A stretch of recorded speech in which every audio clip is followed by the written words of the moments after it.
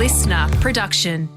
Welcome to the Motorsport Brief. It's Thursday, the 6th of July, 2023. What a week. Everyone in this game talking about that awesome NASCAR race on the streets of Chicago. Now, on the eve of round 6 of the Supercars Championship, we're going to talk to Shane van Gisbergen. He has been good enough to come back on the show for one of his first interviews since jetting back into Australia after that history-making moment in the Windy City.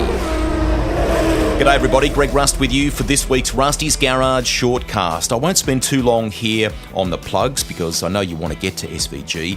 He loves rallying, so perfect link for me to remind you that our latest long-form ep with Neil Bates dropped last Tuesday, a three-parter with some cool stories, from his mateship with the legendary Possum Born to his title-winning rally cars, and we spent some time on touring cars as well, and his endurance race appearances. That's all in the garage for you to enjoy a little later. Next Tuesday, we release our 99th feature episode, and for that, Molly Taylor is back on the pod. Our first ever guest returns, and there's a bit to catch up on with her.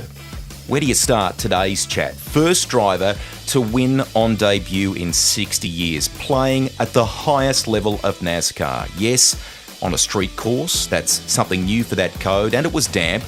They are things, admittedly, that played to Shane's strengths, but it is a different race car. Left-hand drive, the way it behaves, the way you shift even.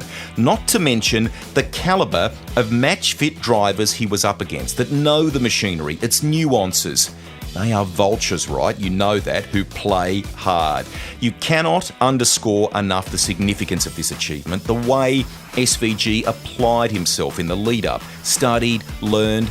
It's kind of a case study for young racers who aspire to one day do this sort of thing. And the praise that has come from every corner of the globe, from some of the all-time greats, that makes you realise the true extent of this achievement. I think everyone's socials were flooded, weren't they?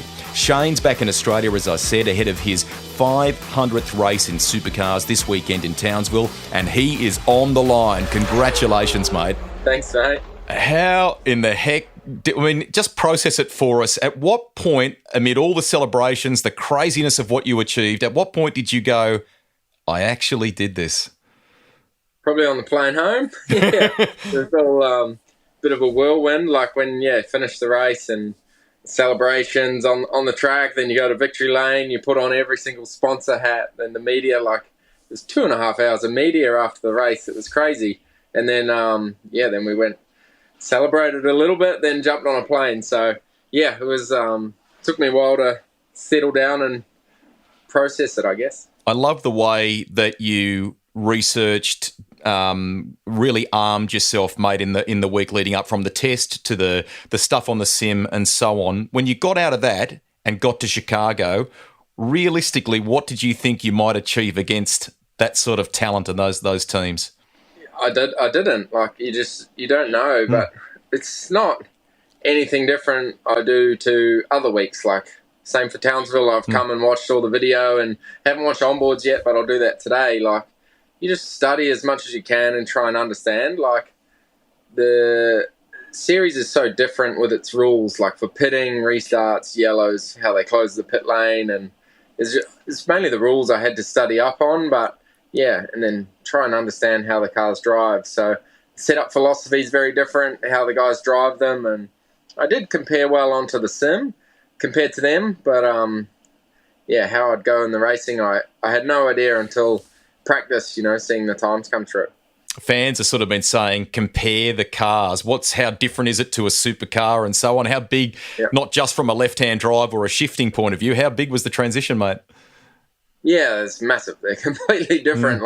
The way the tyre works, I don't know if it's a cross-ply, but how they lay the rubber is different, so it makes the grip sideways instead of forwards, so you can really slide them and turn. They're quite different, the tyre. And then, shifting with the other hand, sitting on the other side, no doors. Yeah, they're obviously the principle's the same, how you get the time out of them, but how you had to drive it was very different. They are much heavier. They're 300 kilos heavier, I think. But they don't body roll as much. They don't roll and pitch under brakes and stuff like that. So how they felt and achieved their speed was very different. 20 laps to go, 18 cars. How much confidence. I mean, it was such a joy to watch. It was unreal. Yeah, I guess there were some fast guys ahead of me, like who had been beating me in the race so far, and we all, when the race got shortened, we couldn't make it on fuel, and the people who already pitted could, so they stayed out, and we came out in 18th or something, and yeah, I knew it was going to be difficult, and I thought I'll try and latch on to some of those guys, but they sort of made mistakes coming through, and I felt a bit more comfortable in traffic, passing people and moving around the track and stuff, and that's sort of where I got going. I was probably a little bit too timid early and let people pass, and I wasn't aggressive, but that was sort of my plan. It was a long race. I wanted to play into it, but yeah, when it was go time, I guess I went pretty hard and made some big moves. I think from our perspective, it looked like what you wanted to do. I think you consulted Marcus Ambrose a little bit about how you would be respectful against the other drivers and so on. It looks like from that perspective, mate, you left the absolute best possible mark, that you stood your ground, but you were respectful at the same time. Do you feel like that's the case? Yeah, and that's what I found, like they were respectful back as well. Everyone I spoke to was nice. I hit one guy by accident. I think it was the 24 car. I just ran into the back of him. He was a lot slower in the corner than I thought. And I was, sorry about that. And then when I passed him, he just hit me straight back. So, which is fair enough. But everyone else, I gave a lot of room. One guy, Reddick in the 45, when I passed him, he just let off the gas and waved out the window and said to carry on. Like, you know, it's respectful racing, but it's tough. And, yeah, if you start hitting people, they'll hit you back even harder. And, you know, it was less crazy than I thought it would be with no rules. But it's a respect thing, I guess. And maybe with the walls, they were less aggressive than they would have been at a normal track. You know, there's nowhere to go. But, yeah, I found the racing really cool, and everyone gave room. And if someone showed their nose, you were expected to give them room. Whereas here, you'd turn in, and if you spun out, it was their fault. They'd get a penalty. Whereas there, the dynamic of it is very different, but it works very well.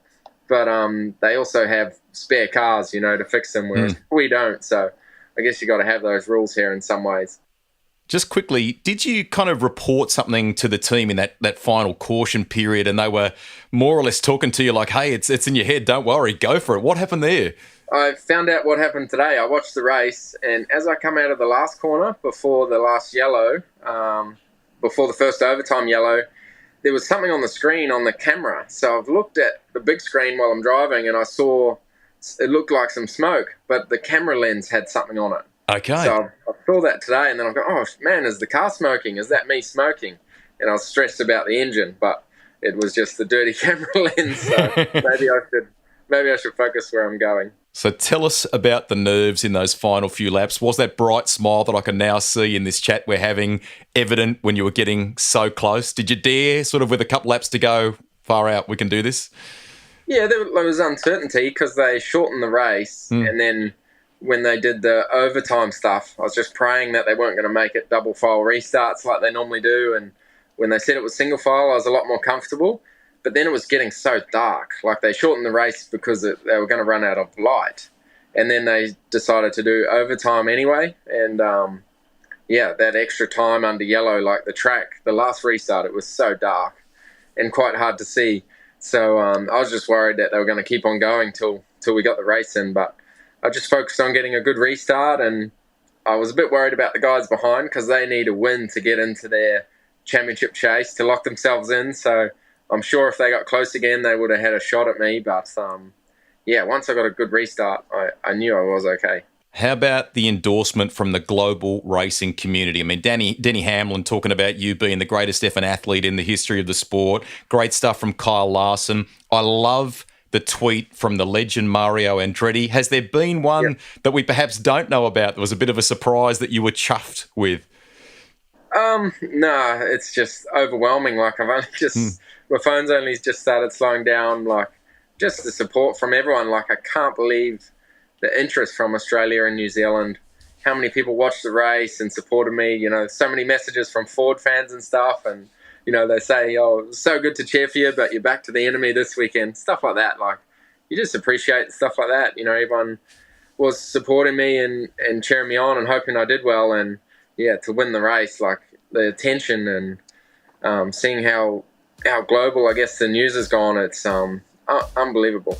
We'll take a quick break here. We've got a couple more minutes with SVG, and that's coming your way right after this. Supercars champion and Bathurst winner Shane van Gisbergen is our special guest on this edition of the Motorsport Brief from Townsville ahead of this weekend's round of the series off the back of that epic NASCAR race in Chicago. Let's dive straight back into the convo now.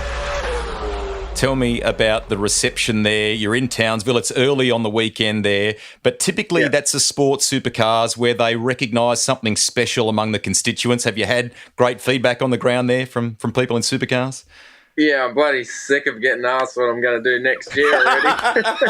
But, every other team, all the team people I've seen, it's amazing. They're all congratulating me and stuff. Like it's very, very cool. And I'm trying to switch my brain over and concentrate. Like I got a job to do for my team this weekend, but just the response is it's amazing. Fans want me to ask, mate, what does your heart tell you? What do you want to do? And I know Jamie's sort of said he won't stand in your way and so on. You just tell me what you can. Yeah, well, I know I'm committed to next year, but then I've read the stuff Jamie has said publicly, but I haven't spoke to Jamie yet, so I don't have more to say, but it is appealing. Like, I really enjoyed it. I don't know how I'll go on the ovals and stuff. That's going to be a massive challenge. I'm under no illusion that I'm going to jump in and do the same on an oval. Like, it will take many years to be competitive. I saw Marcus took 5 years until he was in a shot to win an oval. But there's a lot more road courses. I think they're going to have 6, 7, 8 and more in the coming years, and probably some more street circuits after next year. Or after the Chicago one, sorry. So it's appealing. Like, I'd love to go and try it now. And I never thought I'd say that a couple of months ago, but we all know how this year's kind of going with everything. And, maybe it is time to go and try something. But in my head, I'm committed here for one more year, but let's see. Obviously, my phone's running hot at the moment. I don't have any offers, but let's see. Couple to finish. I know you're busy, and then everyone wants your time. Firstly, a fan has asked, are you excited now about the whole notion of bump drafting, side drafting, restrictor plate tracks at like Talladega? Are you actually entertaining that whole idea now? The super speedway scares the shit out of me, but the normal ovals, like I went to Nashville, which is their 1.5 mile intermediate, their sort of standard, most common racetrack. And it was awesome. Like, you really, when we were watching there, you could focus on the back half of the field, which they don't normally show on TV. And the battles looked amazing. 2, 3 wide. And speaking to some of the drivers, they were having so much fun, even battling in the mid-pack. Like, no one's angry to be running up the back. That's just how it is. And then when they get up front, they appreciate those moments. It's a very different environment, racing. The American people have a very different attitude, I guess, and maybe it was refreshing, but I'd love to try an oval just to see what it's like. Cool. Final one for you. You return to Townsville this weekend. Yep. You'll chalk up your 500th race in Supercars. I can remember Oran Park and Team Kiwi, and that seems like yesterday, mate.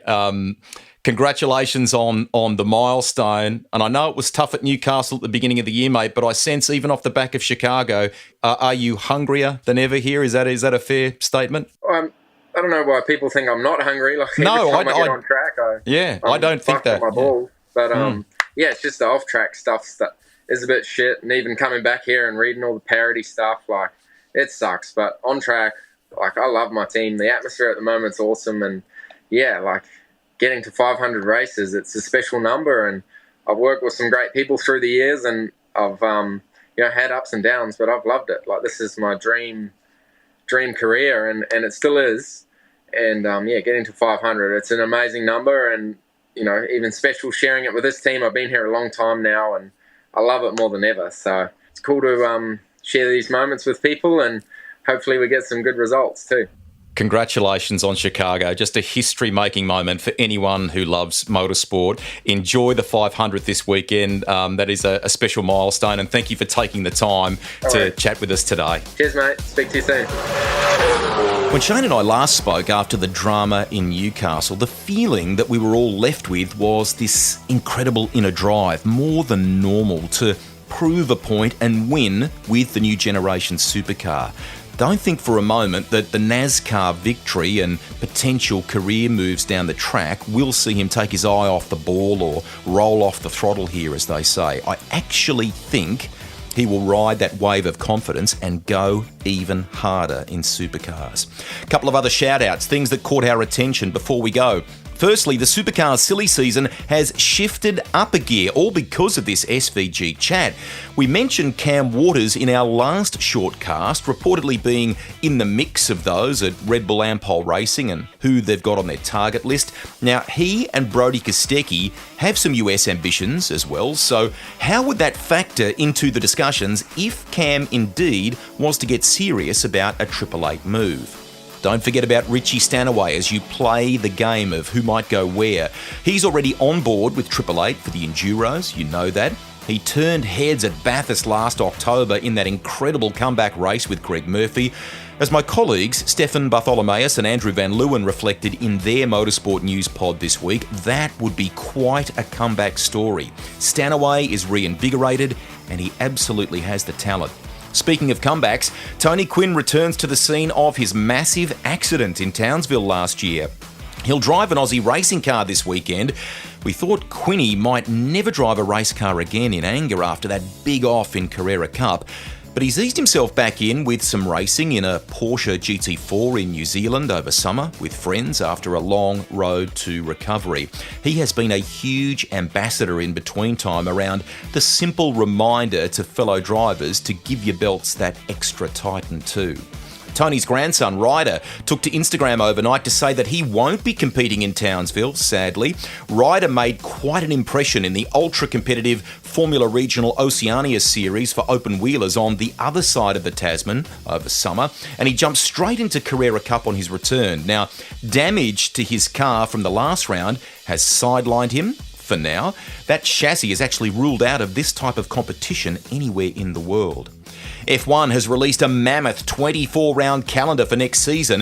2024 will make more of a regionalised approach to the way they travel around the globe. That's smart. China is set to return for the first time since the pandemic. The series opens in the Middle East, with Australia set for round 3 at Albert Park, slightly earlier than this year too, March 22 to 24. Hopefully by the time Austria rolls around in late June, they have resolved the whole track limits fast there. Don't get me started. And a 90s flashback to finish. If you saw any of Stephen Richards' socials last weekend, you will know that he and fellow Bathurst legend Greg Murphy were at Brands Hatch in the UK for a Super Touring revival. Two-time World Cup winner Paul Radisich, a BTCC legend, was there too. Stephen drove the Volvo that his dad campaigned. The Rat, fittingly, was in a Ford Mondeo. Murph drove a Nissan Primera, and if you go looking, you'll also find him at the wheel of a supercar, reunited with a Tasman Sprint Gas Commodore in the UK. That's cool. That is it for this edition of the Motorsport Brief. Enjoy the NTI Townsville 500, everybody, and the British Grand Prix at one of the legendary circuits there, Silverstone. I'm Greg Rust. We'll catch you next time. Bye for now.